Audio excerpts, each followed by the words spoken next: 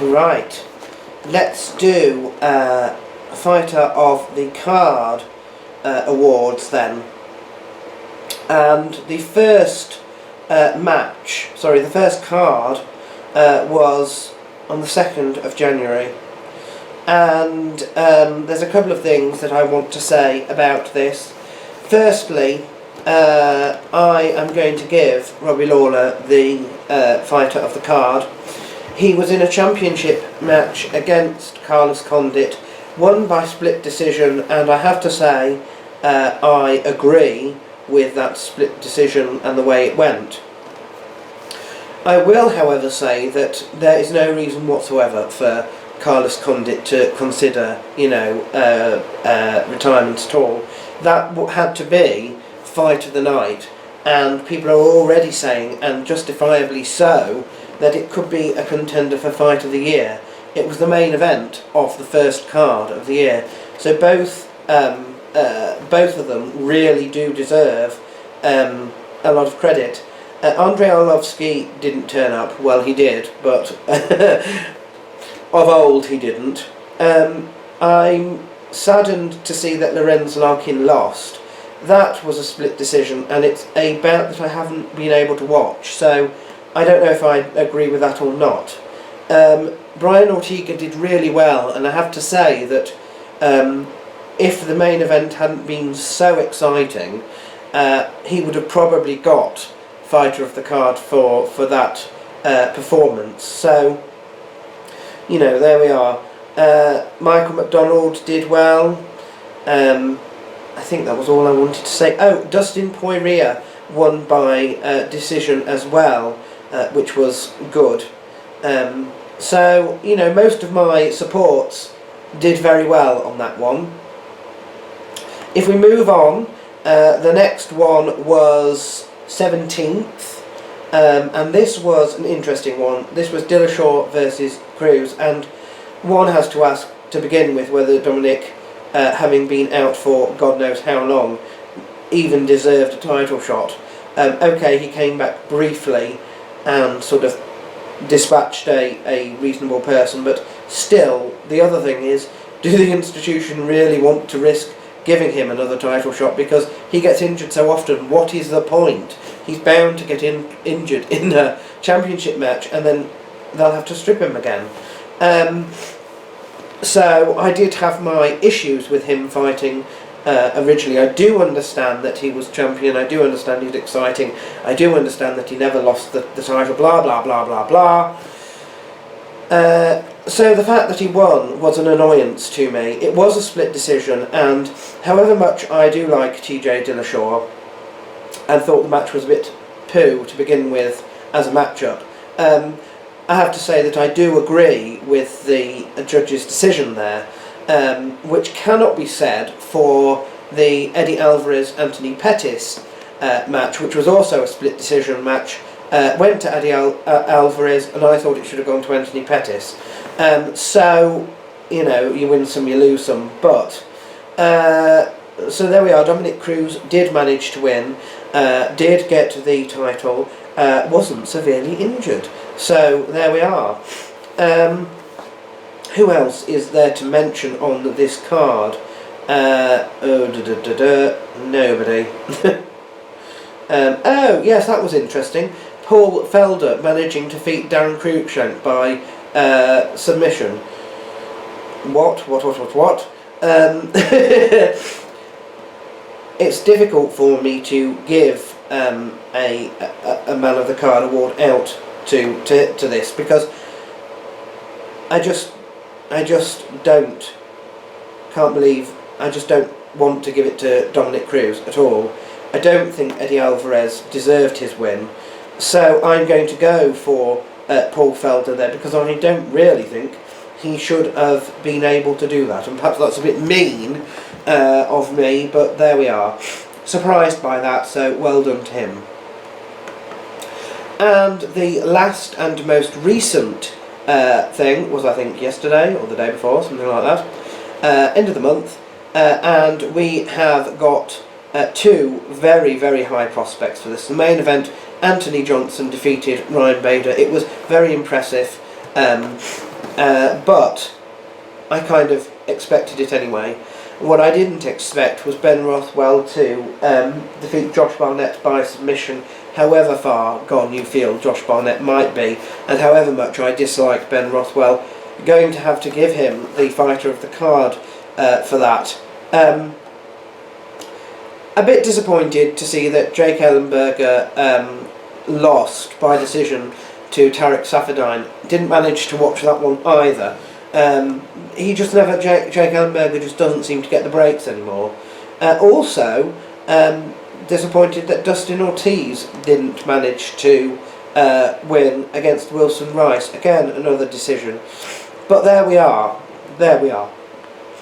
Now, I'm going to talk about the match with Sage Northcutt in it, but I want to do that as part of my sort of discussion about mixed martial arts in the last month or so as a whole.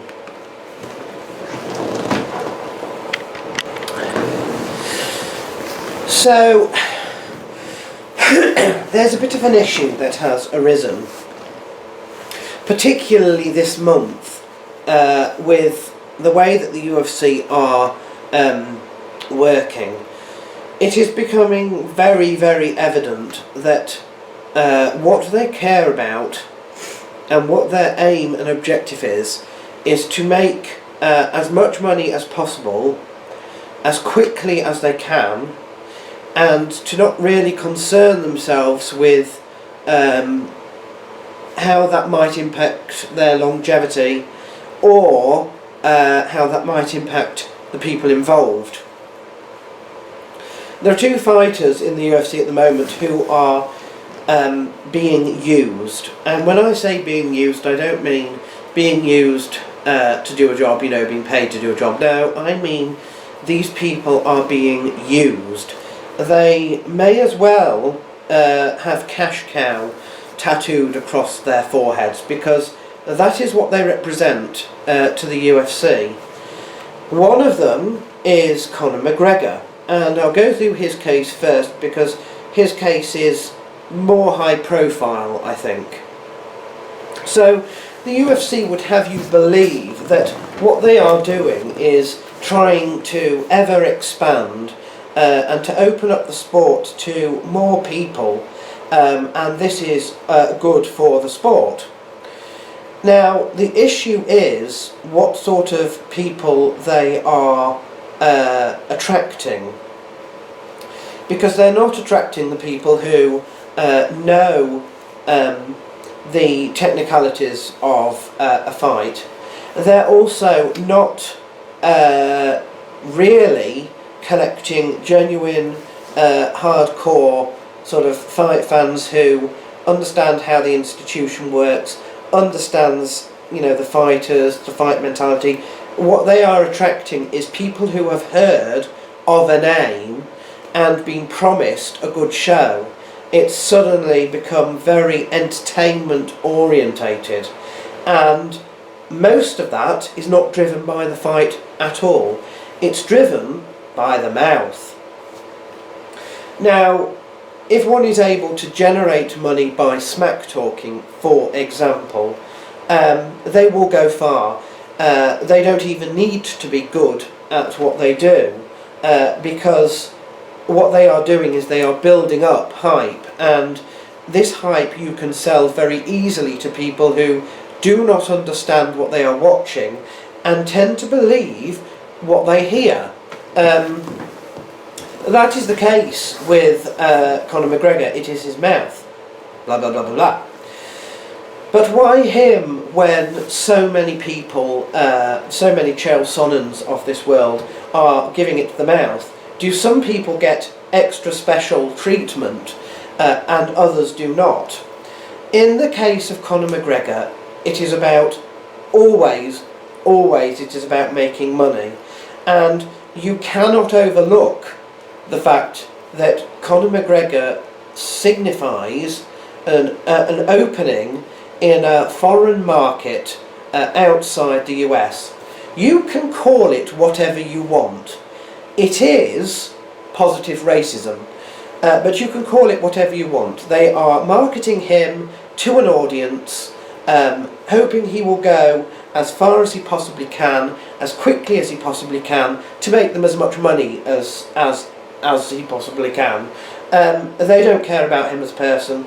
They only care about him as a fighter so long as he is doing well and, you know, his mouth just helps generate.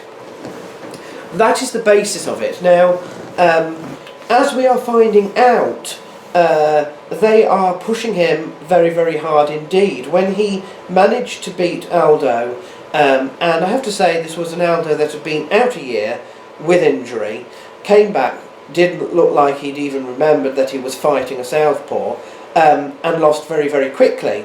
Yes, the guy has talent, that is true. Of course, he would say not so, because he says there's no such thing as talent. It's all just hard work, but that's a load of bollocks, isn't it? I mean, I could put in all the hard work I wanted to, never ever going to, you know, get that good. It just doesn't happen. There are hard workers that do very well, but there is also such a thing as natural talent, and he does have that. I'm sure he works hard as well, but I don't know, I've forgotten my train of thought now, but anyway, oh yes, so Aldo had been around for a very long time, been a successful champion for a very long time, and has been told basically, no, it's not going to happen, a rematch instantly.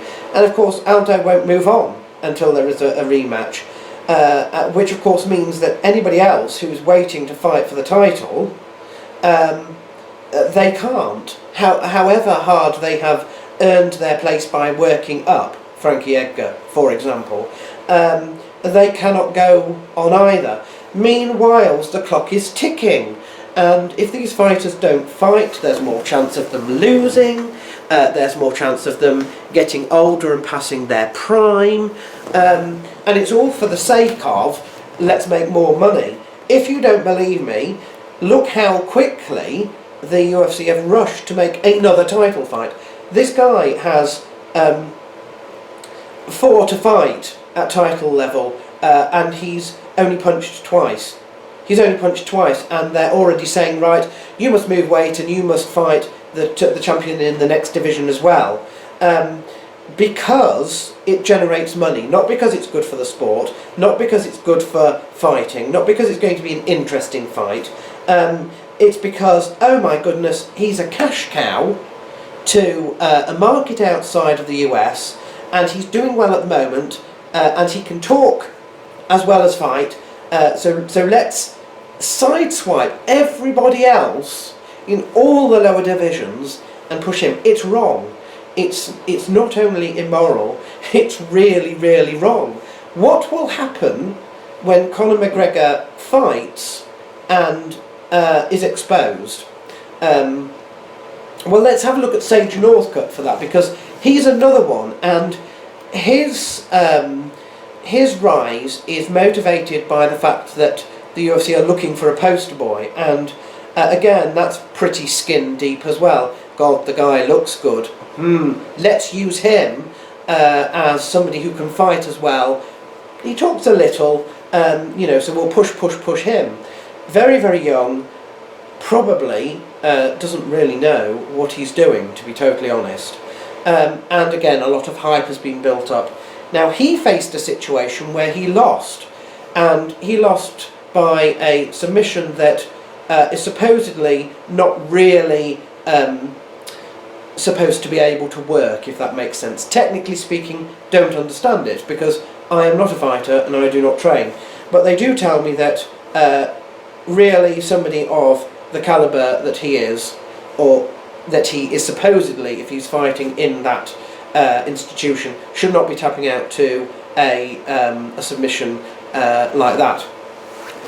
Now, those same people that have bought into the hype, that have fed the cash cow that was Sage Northcutt for the sake of the UFC, obviously, Sage Northcutt might get his cut, and some people would argue that is probably too much, but he's not going to turn down money, and to be fair, all fighters deserve higher wages anyway.